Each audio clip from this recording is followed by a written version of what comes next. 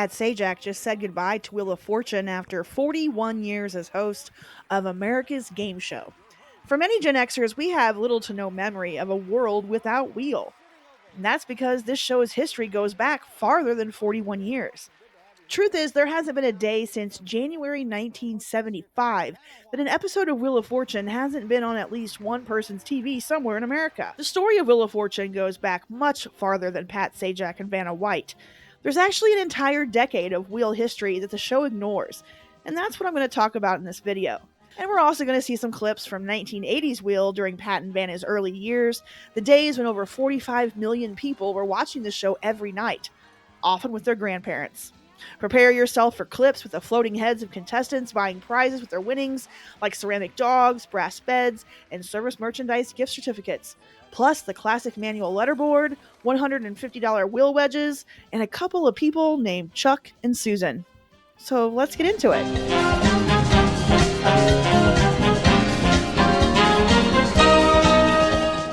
Back in 1973, media mogul and popular talk show host Merv Griffin was a powerful force in Hollywood. He was producing his quiz show Jeopardy for NBC, which at the time had a hold on the 50 and over crowd. But the network was looking for a game show that would draw more young women into their audience. NBC's VP of Programming, Lynn Bolan, was also ready to make her mark in the industry and get her own show on the network schedule. She made plans to cancel Jeopardy, but Merv's contract stated that he got to produce the replacement show. And his idea was to transform the simple concept of the kids' word game Hangman into a network game show. And when he pitched that to Bolan, she liked the idea, but wanted to add a feminine spin to the game. Specifically, she wanted to make the show all about shopping and have the contestants in the middle of a stage surrounded by prizes. Merv was extremely skeptical about this note from Bolan, but really, he didn't have a choice. So the two ideas were put together, and this is how the first pilot, called Shopper's Bazaar, was put into production.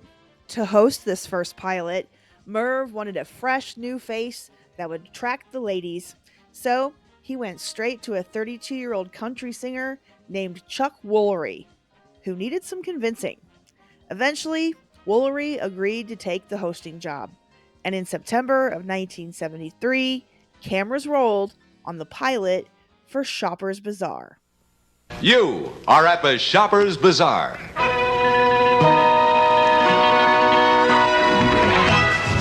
These ladies have been shopping and selecting gifts from our boutique to play for in our game today. Our first shopper, Marilyn Jensen, is playing for this handmade Indian squash blossom necklace. This fabulous collection of vintage wines and an assortment of cheeses from around the world, plus this beautiful self-defrosting double-door refrigerator freezer. And for her most elegant selection, Marilyn has chosen this sterling silver tea service, 60 pieces of crystal, and a distinctive collection of gourmet china, all from Tiffany's. Marilyn, today you are playing for a grand total of $5,400. Marilyn, stop the wheel. Stop! Marilyn, for $100, give me a letter. We're looking for a famous person, place, or thing in our puzzle. S.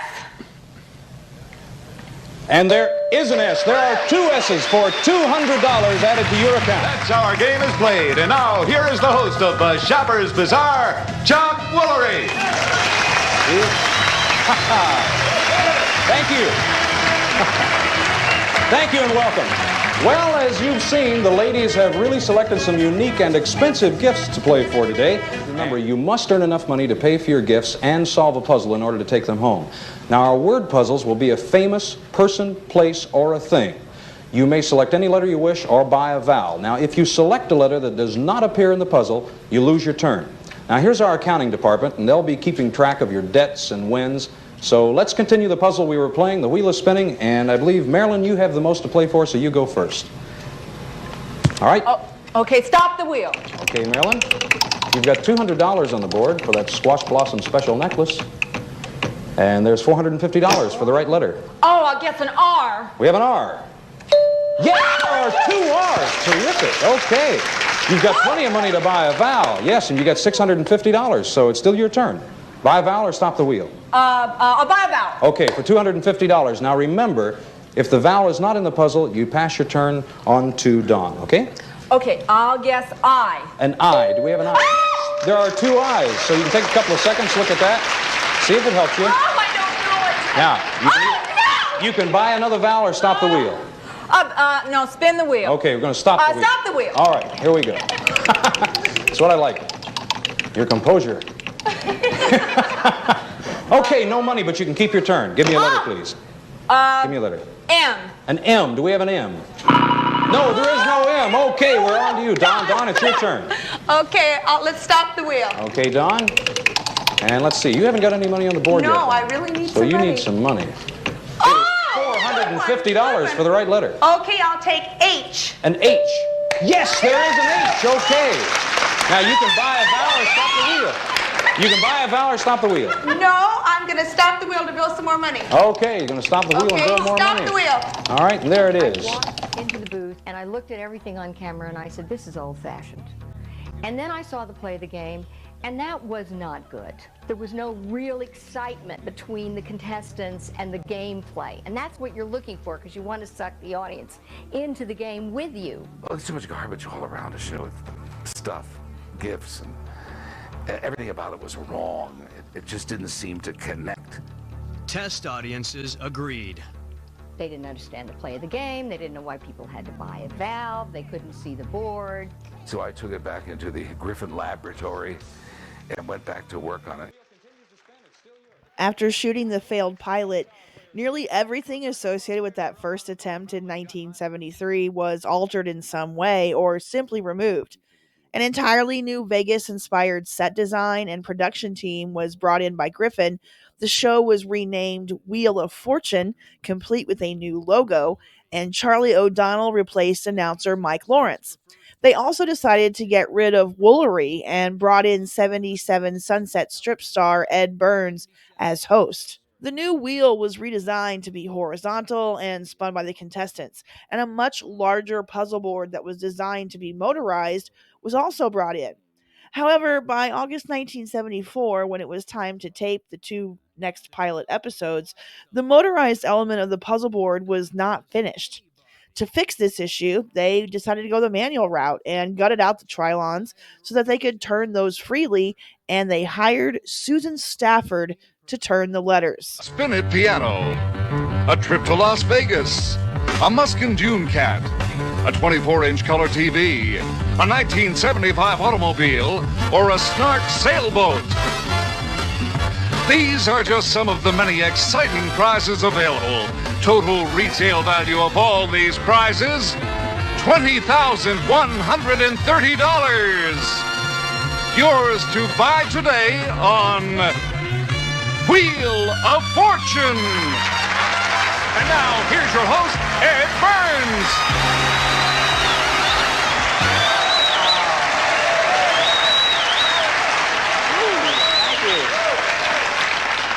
Thank you and welcome to Wheel of Fortune. Now I would like to introduce our hostess, the lovely Susan Stafford.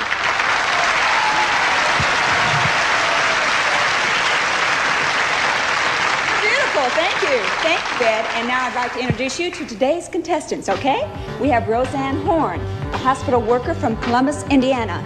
Our second contestant is Marge Monk, mother of two from Philadelphia, Pennsylvania. And our third is Gary Schreiber, a school teacher from Bridgeport, Connecticut. Thank you, Susan.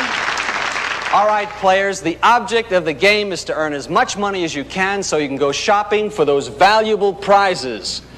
We're always looking for the name of a famous person, place, or thing in our puzzle. The player who wins the most money in merchandise comes back tomorrow.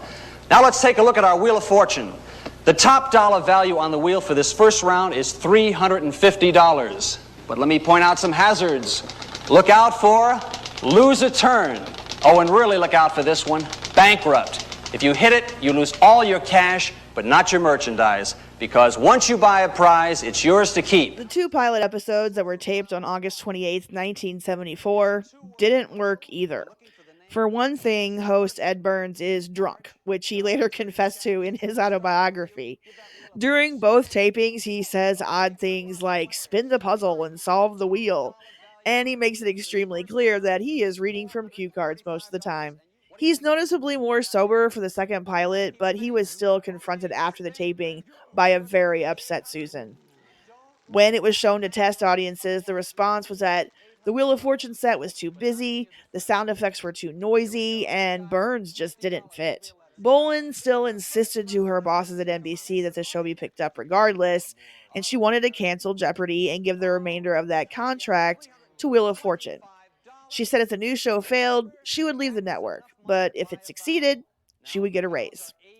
NBC agreed. So in November 1974, they put Wheel of Fortune on their daytime schedule, but not with Ed as host. Instead, they went back to Chuck Woolery and offered him the job again, which he accepted.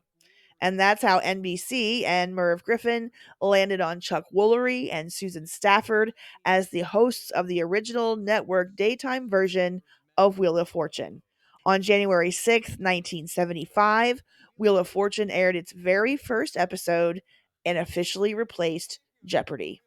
Okay, thank you, and welcome to Wheel of Fortune. Wheel of Fortune debuted to an audience of over 20 million people, which scored the show a 35 rating share. It was a hit. Over the next few years, that audience just grew and grew, and Woolery and Stafford became two of the most famous people on daytime TV.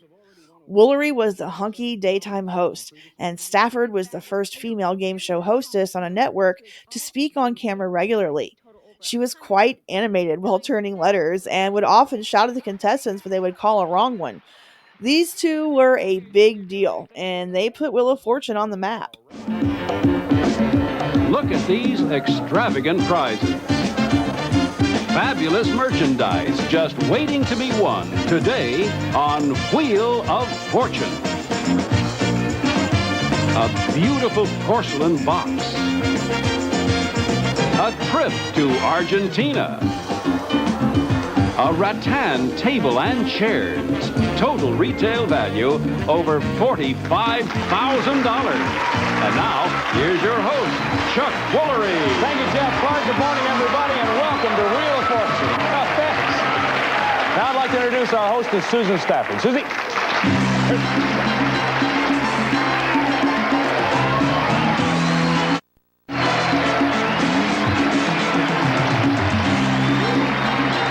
Cute little number. I haven't seen that one before. You know, it's going to be an interesting week this week because since we have all champions with us, they play so well that when anybody gets the wheel and even gets close to it, they run. Man, they are gone with it. It's really incredible. It's true. You notice that? Oh, notice it. You can't help it. Smarties. Ooh. Oh. Listen. Is there an R? No R. Laurie? Okay. Is there a G? No G. Virginia? Okay, is there an L? No L. Jan? Okay, is there a K? There's no K. Laurie? Okay, is there an N? There is an N.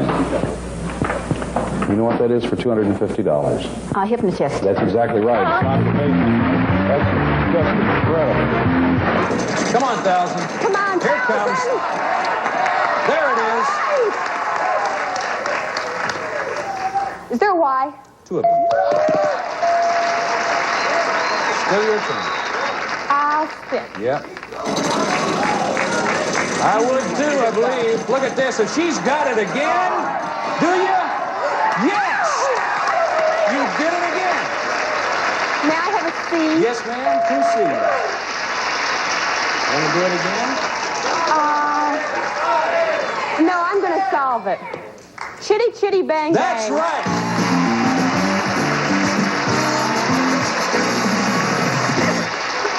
The folks at home, I don't think know how much you had unless they can see it now. $5,300. What a round. Collector's Boutique, and there you go again. You want boats, cars, mink coat, Paris trip, your microphone, which I've got around my arm. Yeah. Anything you want. What would you like? For $5,145, I want that beautiful boat. Yeah. It's all yours. You got $155 left. For $82 a basket. You've got it. The rest in a Giorgio gift certificate if I know your style. And here's Charlie O'Donnell to tell you about your prizes. It didn't take long for Wheel of Fortune to become the #1 show in daytime television, and Chuck and Susan would crisscross the country promoting the show and filming episodes in a number of different locations. But in the summer of 1980, things took an unprecedented turn when NBC boss Fred Silverman issued a cancellation order for Wheel of Fortune. On August 1st of that year, they taped the series finale, but by the time that episode aired, the decision to cancel had been overturned. Without skipping a beat, aside from the fact that announcer Charlie O'Donnell had left to do another show and Jack Clark had taken over his duties, Wheel of Fortune continued to dominate daytime. So when Chuck Woolery's contract was up for renewal in 1981, he asked for more money. Woolery felt he deserved pay parity with the other top rated game show host of the time, Family Feud's Richard Dawson, but Merv Griffin wasn't willing to meet Woolery's demands. Each man gave a different version of events and subsequent interviews about what happened during contract negotiations, but ultimately, the result was Woolery's departure from the show. Since it is, Susan, I would like to say first to you that I really appreciate all of your support, all of your help. You've been a confidant. Most of all, you've been a lady over the past 7 years and a very important one in my life, and I really appreciate it very much. Thank you for that. NBC, thank you for 7 of the greatest years of my life. I'd really appreciate it. And folks, I just want to say to you, I've never lied to you, and I really haven't over 7 years, and I'm not going to start now. It's one of the most difficult things I've ever done, leaving this show. I've appreciated your support. I love you all very much, and I just pray that God will bless you in the new year to come every day. And thank you so much. Merry Christmas. Bye-bye. The following Monday, after Chuck Woolery said goodbye, it was Teen Week on Wheel of Fortune, and the audience was introduced to the show's new host, a 35-year-old radio DJ and weatherman from Chicago named Pat Sajak. And now, here's your new host, Pat Sajak. Thank you. Thank you, Jack Clark. Morning, everyone. Welcome to Wheel of Fortune. Please do not adjust your sets at home. Chuck Woolery has not shrunk. A lot of people are playing with a vertical hold right now. As Jack mentioned, my name is Pat Sajak, and I've been fortunate enough to wander onto the set of a very successful program, has been for a long time. One of the big reasons for that success, of course, was Chuck Woolery. Most of you know by now, Chuck has decided to leave the show to concentrate on other areas in his career. He's a very talented actor and singer and songwriter. So I want to take a minute, and I know everyone in the studio does, and all his fans around the country, to wish Chuck nothing but the best for future success and happiness. Chuck, this is for you. One of the things that hasn't changed is every day I get the pleasure of looking to my right and saying, ladies and gentlemen, here's Susan Stafford. Susan!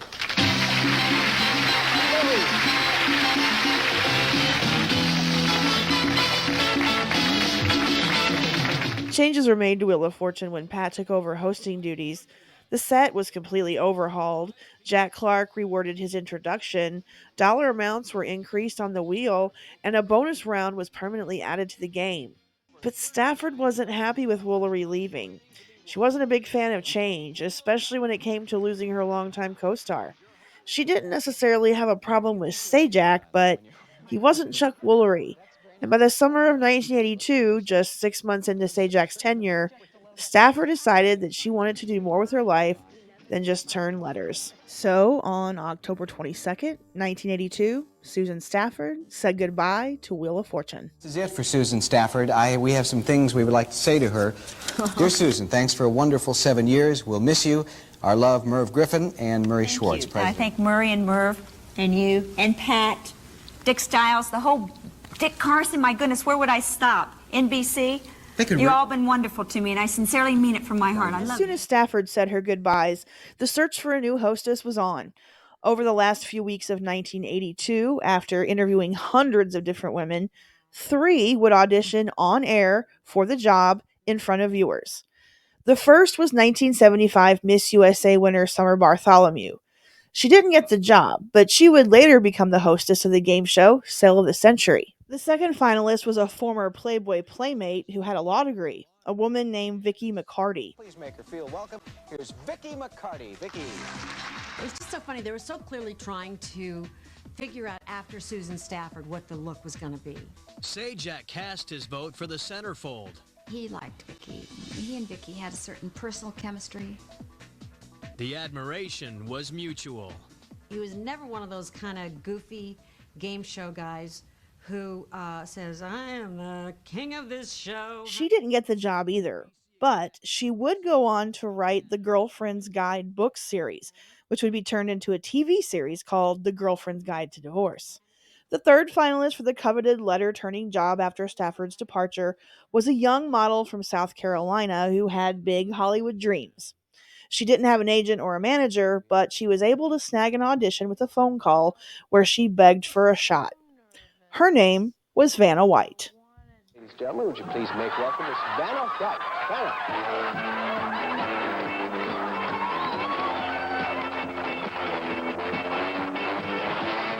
Report to this spot, young woman. How are you? Nice to see you. May I pin this on you here? Absolutely. Thank you so much. There you are. Testing, testing. Good, it works. I'm always interested in the name, so we'll start with that, and we'll start with Vanna, B-A-N-N-A. Is that a short for something? No, that's my whole name. It's a family name. Yeah, you have other Vannas in there? Yes, in the family? one. Ultimately, the choice came down between Vanna and McCarty, and even though Sajak voted for McCarty, it was Merv Griffin who had the final say, and he chose Vanna. The day before Thanksgiving in 1982, Vanna got the call telling her that she had landed the job. And on December 10th, 1982, 25-year-old Vanna White became the permanent new co-host of Wheel of Fortune. A big day for us around here because we told you we would find our new hostess, and she's been around here for a few weeks, and now we will officially welcome her. Please do that for Vanna White. Vanna!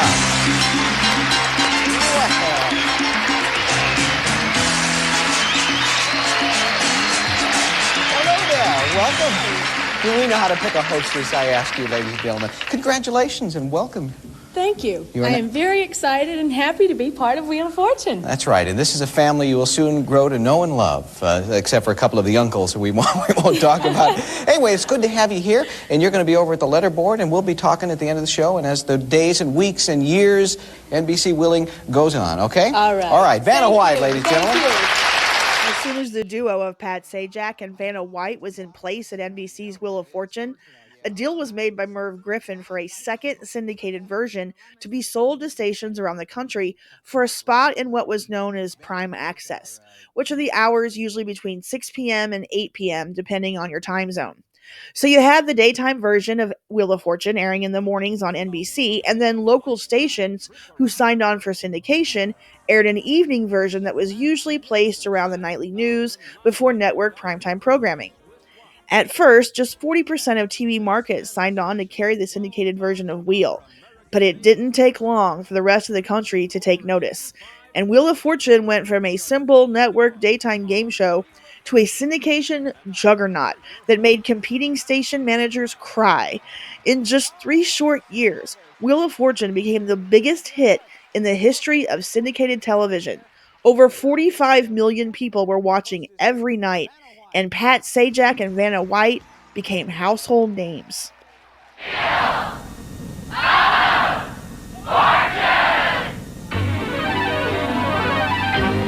Look at this studio, filled with glamorous prizes, fabulous and exciting merchandise, including family fun in this wonderful $17,000 pool room showcase. 2008, I'd like the Squaw Valley ski trip. All right, 2008 for that. You still have over $3,000 left.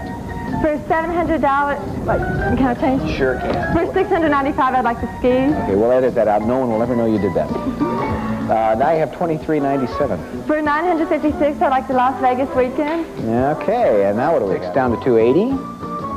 For $275, I'll take the fluted dish. Okay, $5 left on a gift certificate, and you have more prizes to listen to. Here's Jack to tell you about it. Nice list, Pat. Well, Amy, let's start with Texas Instruments Speak and Spell. The gameplay on the syndicated version was exactly the same, but there were no returning champions.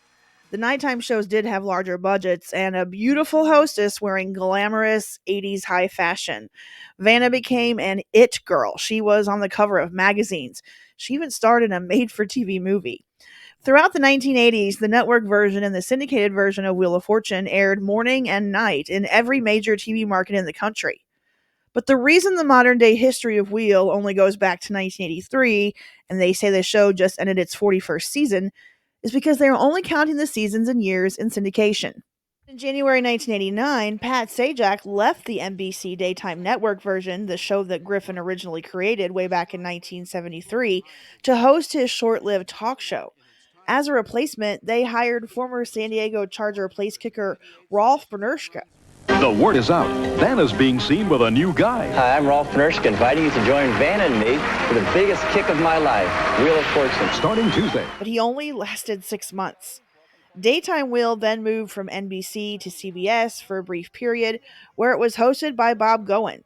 This is when they dropped the shopping format from the daytime version. They had actually dropped the shopping a couple of years earlier on the syndicated version. Daytime Wheel, hosted by Goen, lasted on CBS until January 1991, when the show went back to NBC for 6 months, before it was finally canceled in August of that year and officially dropped from every network daytime schedule.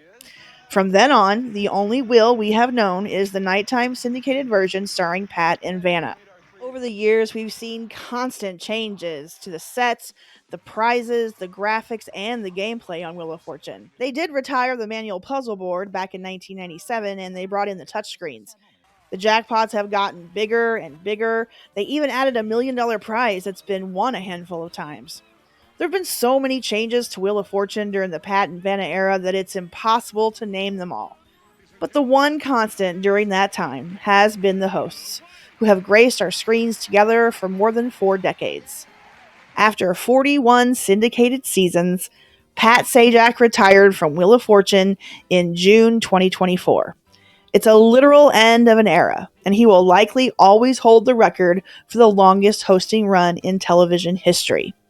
He wasn't the first host of the Wheel, and he won't be the last. But for most Wheel of Fortune fans, there won't be another like Pat Sajak. Luckily, we've got Vanna for at least 2 more seasons. Okay, bye.